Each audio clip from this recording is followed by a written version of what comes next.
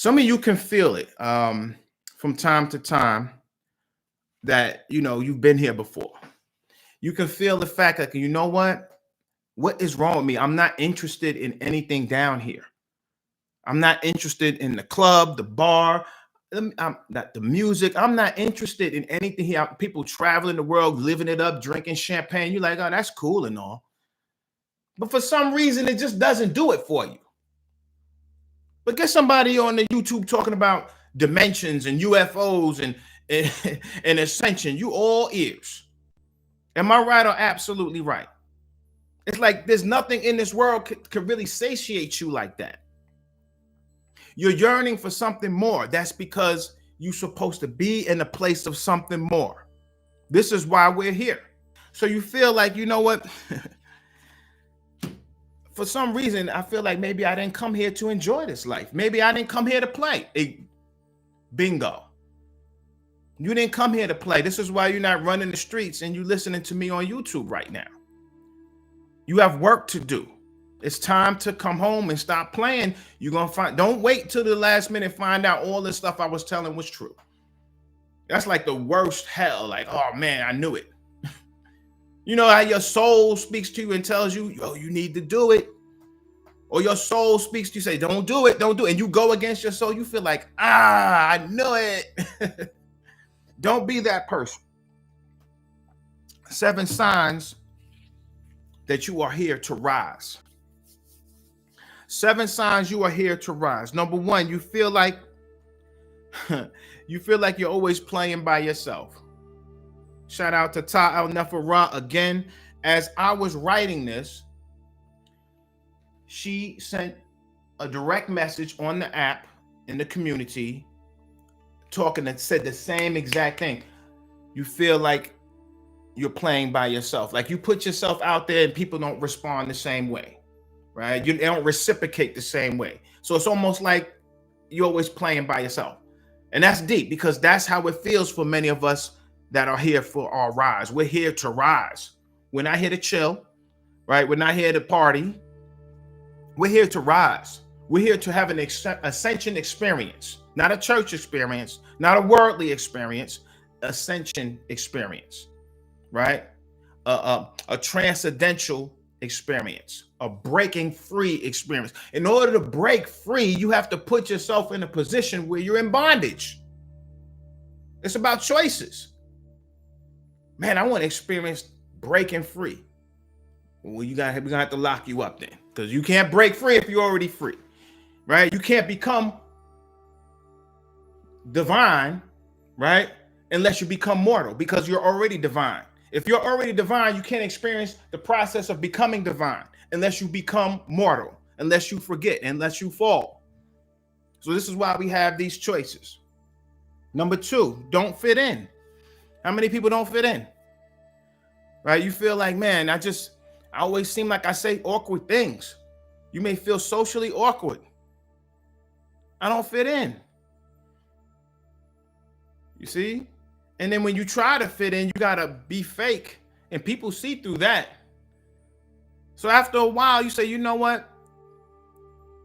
I'm not even going to fake the funk. I'm not going to try to force a square peg in a round hole. It just doesn't work. I got to get around people on the frequency. I got to find my tribe. This is why also some of you have to find your soulmate. Because in many ways, you find your soulmate. That's it. That's all. You don't need a million friends and things of this nature. You don't need all of this. If you find that connection, because that's really what people are seeking, that connection to their other half. 3, misunderstood. People just don't understand you. You see? It's almost, it goes into not fitting in, but it's a misunderstood in terms of how you think. You try to talk to people and bring up certain observations, and there's nothing wrong with either one of you. It's just that you're speaking from a higher level of perception. They can't even see the elephant in the room. They can't even see. I went to a lecture down here in Atlanta. This is before I really got out there teaching. I think I had my first book out, but this is when they had the conscious lectures at the bookstores. And the sister that wrote The Matrix was supposed to come through on the live feed or something like that. And it was having glitching out, and the guy started speaking out against all technology. And I'm scratching my head, said, man, that's interesting. Don't anybody recognize they speaking out against the technology? Maybe that's why the technology isn't working.